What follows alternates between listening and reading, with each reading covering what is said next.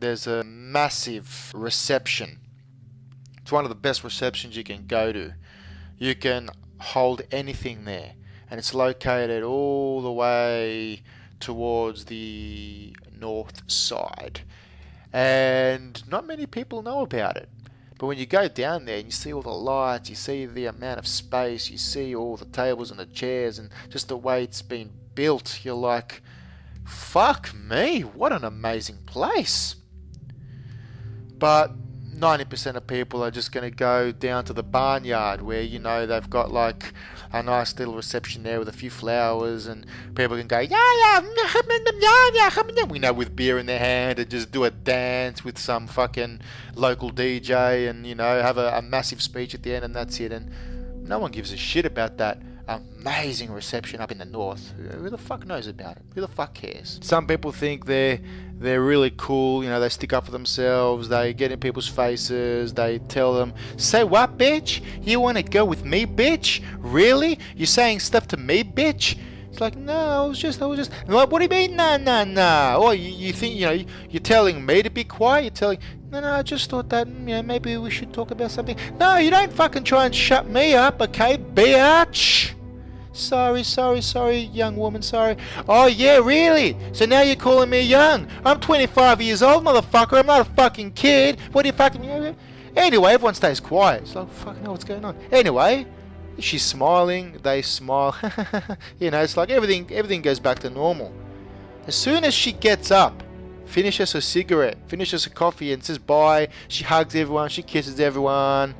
And as soon as she hugs that last person, oh, have a good one, it was nice meeting you, yeah. As she walks off, and I've seen this happen, as soon as she walks off, that woman straight away, immediately turns around to the whole crew and just says, what a fucking bitch. So, you know, there's no reason to go to people's face and say shit. Okay, as far as I'm concerned, there's no reason to do that anymore. It doesn't work, you know, anyway. It truly doesn't work. Not once have I gone into a confrontation with someone and, you know, and it's ended well. Not once. Okay, you can't get through to these people. There is another really good saying. And this saying goes like this. You can't put brains in monuments. You cannot fucking get through to people no matter what. If that's how they are, that's how they are going to be, unless they change on their own. Nobody can make them change. They've got to change on their own. And ladies and gentlemen, I tell you what, man, from now on, people can get fucked and they can enjoy getting fucked, because I'm not going to pay any notice to them. I'm not going to go out of my way to hang out with them. I'll go out of my way not to hang out with them. But I'm not going to make any effort at all and let them think they're your friend. The best way, someone said to me, you know, the best way, Johnny, to handle stuff like this, because I used to hate fucking being around dickheads. We shared a few mutual friends, and I got no choice. I got to be around this fucking person. Several of them. And someone, you know, took me aside and said to me, Johnny, it's okay. He goes, the absolute best way to be able to deal with people like this is fuck them off, but let them think they're your friend. That way you win. You win. You get the best of both worlds. You don't get into a fight with them whatsoever, and they think, you know, they're friends with you. And you fucked them off. You know, you don't give a shit about them. So you've won. You've won. That's not being fake. That's not being fake. Well, if someone doesn't fucking like you, they have to tell you that they don't like you. Is someone forced to tell you that they don't like you? Isn't that a personal choice whether they want to tell you or not? How is that being fake? Tell me, how is that being fake? Just because someone has the right not to say anything to you because he just doesn't want to. He has the right whether to or not. And because he reserves the right not to say anything to you, he's been fake because he's not saying anything to you. He's been fake, is he? Or maybe he's been smart and he doesn't want to get into a fight with a madman, okay, that lacks logic, lacks maturity, okay. I know, but he's fake. He is fake, ladies and gentlemen, because he doesn't want to fight with a fucking maniac, with a fucking douchebag. Sure, I'm going to go around, hell, I'll put a billboard up and inform people of how much of a fucking dickhead he is, but I'm just not going to go and say it to him. Or I'm not going to go and say it to her, or to anyone. Why should I? Why should I go and start a fight with them? If someone's waving a broken glass bottle around and he wants to go the entire fucking neighborhood, are you going to go break a glass bottle and go up there and try and go him as well? Are you going to try and have a one-on-one Mortal Kombat fight with him with a broken glass bottle? Winner takes all, including their fucking head? No. So why am I going to go up to the person and get myself in that type of situation? Tact is the ability to tell someone to go to hell in such a way that they look forward to the trip. He's gone to hell with a fucking smile because he reckons that fucking he won, when really you won because you fucked him off a year ago and he didn't even realize. You can't get through to an ignorant fucking person. An ignorant person and another ignorant person will never bother each other. They will not bother each other. They'll be best friends. They'll agree to disagree with each other's bullshit. Sometimes they'll even agree to agree with each other's bullshit. Sometimes they'll disagree to disagree with somebody else's fucking bullshit. They don't argue. Ignorant go with ignorant, and sophisticated and clever go with sophisticated and clever. Batman first came out, Detective Comics, number 27, issue 27, May of 1939. It's been almost a century, and Batman is still going strong. Okay, they've even got a Batman vs Superman movie coming up. I don't know how great that will be, but this series, Gotham, has been reported as being the greatest Batman project of all time, and I agree. It is phenomenal. Robin Lord Taylor, the Penguin. Robin Lord Taylor, this is his break. This is his break. Hell, I think this is everyone's break. Even Ben McKenzie's, who's in the OC and Southland, not the Westfield Southland, the other Southland, the cop show. I'll tell you what, man, Robin Lord Taylor, this is his break. He started as an actor on Monday and he got a fucking role as a penguin on Friday. Unfucking believable. Gotham, ladies and gentlemen, is the greatest Batman project of all time. I seriously am urging everybody that has not seen it yet to go fucking watch it because it is absolutely amazing.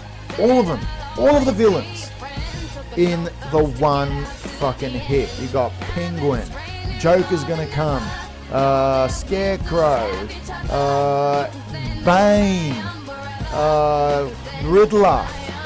You got them all. Catwoman. The list goes on and on. It is a phenomenal fucking show. You have to live with a person before you marry them. I mean, you know, this is common sense, Danny. But a lot of people miss that memo. They go ahead and get engaged. They get married. And they haven't even lived with the partner yet.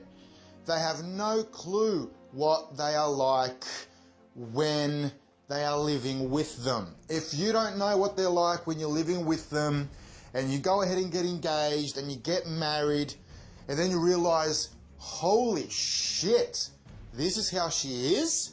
Oh my God. Well, then you've pretty much dug a hole for yourself, and you know, it's not as easy as just getting a divorce after that, Danny. What do you reckon? Look, I tend to agree with you.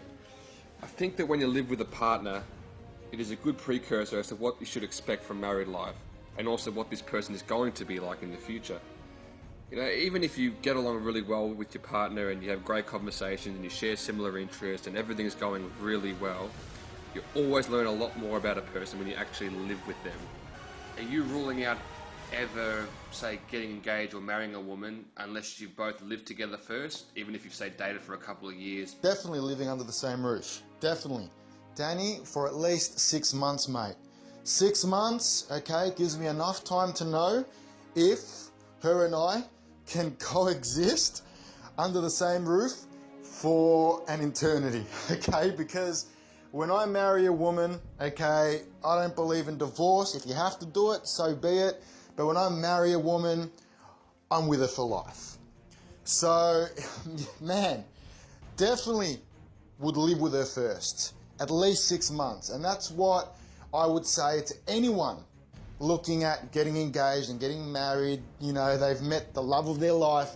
Live with them first, at least half a year, at least, so you can see what they are like. Man, I've got several friends here and there that have come up to me, and I can almost go as far as to say they regret getting married. I mean, holy shit, man. This wasn't the woman I married. This isn't her. Dude, you didn't live under the same roof as her. You know, now you gotta, put up or shut up. Mate, man, definitely not going down the fucking marriage road unless I live with them.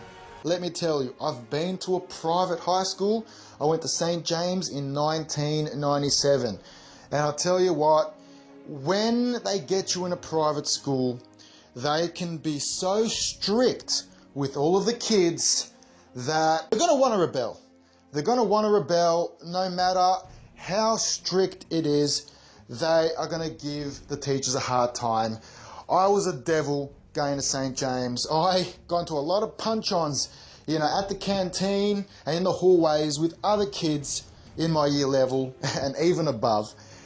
Public, okay, is the way to go, okay, because you go to a private school, okay, it doesn't mean that it's going to be any better. It's not going to be flowers and roses. It's, public, you save a lot of money, okay, Danny, and the shit's the same, regardless. Yeah, I've heard the stories that you were a bit of an insubordinate as a kid. You guys certainly had more of a wild upbringing than I did. I guess I was a bit more quiet at school. I certainly didn't like it at St. James. I thought it was so ridiculous. Man, they wanted to get rid of me, 7 months into my year 7. They didn't want me to go to year 8 and year 9 there. They wanted me out of there. The principal thought I would have loved it there. Spend all my years there and then go to De La Salle, because St. James goes up to year 10. Still the same shit today. I'll tell you what, 7 months in and they wanted me gone. They wanted to expel me.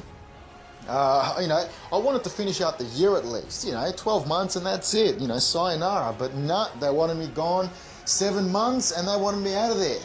They said, look, Johnny, we won't expel you. We don't want you to have a bad record. You're still very, very young. You just started high school, your first year. Tell you what, sign the exit form and you're gone. I've never said this before. And I signed an exit form and I was out of there that afternoon. There was apparently some sport I was involved in. And I was actually pretty good in the team. I was horrible in the classroom, but I was incredibly talented on the field. And it was playing soccer. I'm not bad at soccer. I'm Greek, so it's kind of in my blood. They didn't even let me go back and finish playing with my team. They said, nope, you're gone, that's it. But I think they really hated me, Danny. Wow. Yeah, they really wanted you gone. Gee, I shouldn't laugh, but yeah, everyone, different experiences. Nice girls still get guys, okay, Danny? It's not like with us men. We play the nice guy and it gets us nowhere, you know what I mean? A lot of people say to me, don't play the nice guy, don't play the nice guy. I ain't play anything, I am a nice guy. But, you know, even nice guys out there, you know, they know what's going on, they know what women go for, unfortunately, and they play the game just a little bit. I don't do none of that, okay? And let me tell you, I've met nice girls, and these nice girls can have nerds, these nice girls can have cavemen like me, these nice girls can have bikers, these nice girls can have church boys, these nice girls can have anyone they want, Daniel. You, Johnny, I'm sure that you've at least at one point tried to date a woman, maybe for whatever reason, it was just never going to work and she wasn't right for you. How often has that happened for you? Well, a lot of girls do seem to go for the wrong guys. I mean, it's funny how I use the word seem. I'm trying to be polite about it. Of course they do. They, you know, I don't want to say all, but majority do, Daniel. And guys, you know, I'm going to get a bit of heat for this, but guys are a lot more wiser in a lot of aspects than women. Because, okay, that's going to cop heat. I apologize, audience, but you know what? It's true. And I, you know, have figured this out. They're impossible to deal with, okay? And you try to help them out, Daniel. You try to help them out. I've had a couple of girls, at the very least, that I've seen have made an incredible effort with. And they do not care. Ignorance would be a fucking improvement for these birds. These women, Daniel, are as dumb as dog shit. If you know them really well and you actually know them in person and you actually have spoken to them for a long time, not necessarily have to have met them in person, but if you know them fairly well, quite well, then you're fine, okay? You can chat with them, you know, but at the end of the day, you've got to meet them. People on Facebook chat and never meet. Online friends. They've been friends for 5-6 years. I've known him online. I've known her online. It's, dude, get out of your fucking room, okay? Get off your fucking computer, sign off, and get out there and interact with the real fucking world. You go out to have a fucking coffee and chat with your friends that are there? No, everyone's glued to their fucking phone to see who's liked a comment or to see who's liked a photo or to see who's liked a status. We've come to a generation where all people do is sit on their iPad, they sit on their tablet. The ridiculous thing is my little cousin, okay, he's going to be in year 7 next year. Surprisingly, he's going to St. James. So, I mean, if they know his surname's Katsanakis, I don't even know if he got in. But I haven't spoken to them in a little while. I guess I'll find out if they didn't get in. I better hope the mother doesn't have a go at me because, you know, I was a devil. You know, they gave my little cousin, when he was in grade 5 and 6 at St. Andrews, they gave him an iPad. And now in schools, instead of giving you sheets to take home, and instead of giving you like all this stuff to write up, they give you an iPad, Danny. I'm not joking, man. They actually give you an iPad. I go to the mum, he's got an iPad? You know, at my age, you know, okay, at the age of 9, I had a Sega Master System. I didn't have an iPad, I didn't have apps. And the mum goes, yeah, the school gave it, they give it to us. They gave it to him, you know, it's part of the curriculum, you know, you pay a little fee for it, you know, it goes in your school costs. But I'll tell you what, man, an iPad at 9 years old, I mean, come on, Dan. Yeah, I agree. And even a step further, if you think that's kind of ridiculous or silly, I've got some first cousins, I mean, they're about 6 or 7, and their parents let them play with the iPad at the house. iPads, cameras, iPhones, and they're not even 8 years old. I mean, what happened to good old-fashioned action figures? You know, I saw a kid who would have been 6 and a half.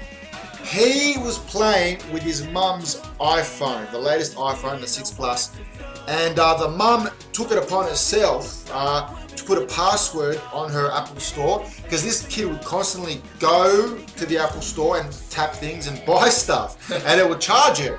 But what's a 6.5-year-old even doing on a fucking iPhone purchasing apps? I agree. You know, I'll tell you what, man, back in my day, Danny, we used to have, you know, bikes, BMX bikes, we had BMX tracks. We put pegs on the bikes. You know, when you were a cool kid, you had pegs on the bikes. You know, all the other kids that were considered regular didn't have any pegs at all. Those were the days, Danny. Those were the days, man, where you can go out and about and really mix with everyone. Not this liking shit, not this posting a status shit, not this uploading selfies crap. Yeah. Back in the day, Danny. And it really disappoints me, man, because fucking so many kids out there, okay, are growing up and they're not out and about socializing, bike riding, chit-chatting.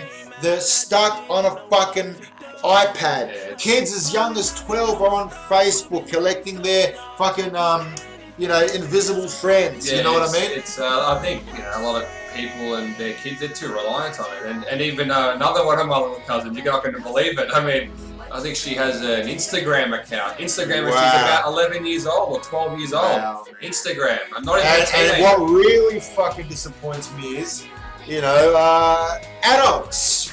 Adults are on it. You go out. Everyone's on it. You go out to fucking enjoy a coffee with a friend, and they're sitting down, and instead of exchanging in conversation with one another, seeing how work was for one another, how was their week, what did they get up to, what's happening in their life. No, they're both stuck to their phones, glued to their phones, Danny, and they're tapping away.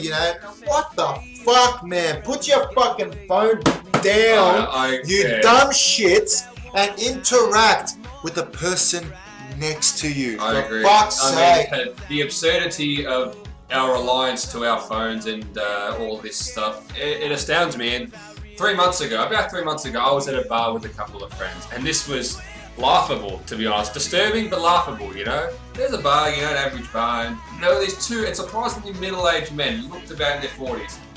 When you say glued on their phones, that's an understatement. They're by the end of the bar, and literally, my friend initially pointed it out to me, and without staring because it's too rude, I would glance over every now and then. And they, for about 15 minutes, without exaggerating, did not exchange conversation with each other, didn't even look up. They were glued to their phones. I mean, it was literally like two cardboard cutouts were standing by the bar. I mean, I'd rather socialize with a mannequin in a department store than people like that. It's sad, Danny. It really is sad. It makes me wonder how intelligent people are these days. I mean, I went to a friend's house, a group of girls, lovely girls, and I would have spent quite a number of hours there with them all. And not once did they check their Facebook. We sat down in the middle of the fucking lounge room, Danny, and we played a card game called Skippo. Now, they tried to teach me how to play, but my concentration span is worse than a fucking fish, so I didn't quite get it, and I retired in 15 minutes. But I did give it a go. But I'll tell you what, man, these girls, they're all sitting, and they're attractive women, and they're sitting down, and they're not chatting up some guy on Facebook, that they've never met before. They're not fucking going on to see who's liked their statuses or who's fucking, commented on their pictures. They give two fucks, Danny. They sat down and they were chilling. They were discussing life. They were discussing stuff, between them all. Like, how was your day? How was your week? Did you do this? Did you do that? Are you going to do? And they were sitting down and playing cards for a number of hours. And I was sitting there, and I retired because I didn't know how to fucking play. It's the easiest game in the world. My 5-year-old cousin can figure it out, but I couldn't, so I'm dumb as dog shit. I'm very intelligent in a lot of stuff. When it comes to basic shit, I'm dumb as a doorknob. But I sat down and I was watching them. And it just occurred to me, I go, fuck, man, a lot of people need to be like this. A lot of people need to be like this. We're stuck on our phones, Danny. The sad thing is, that example you said, that's what I like to consider. It's called old school socializing, because it's just so rare these days. People to not be constantly checking who's texting me, who's messaging me. How about talking to the person you're with? You're with them for a reason, you know. Exactly, Danny. And you know what? If this is going to continue, if we're still going to go into 2020, going to 2030 and 40, and if we're still going to 2050, and if we're going to still have to deal with all of this shit, and if it gets a lot worse, oh man, I tell ya, we are going to be in a lot of fucking trouble.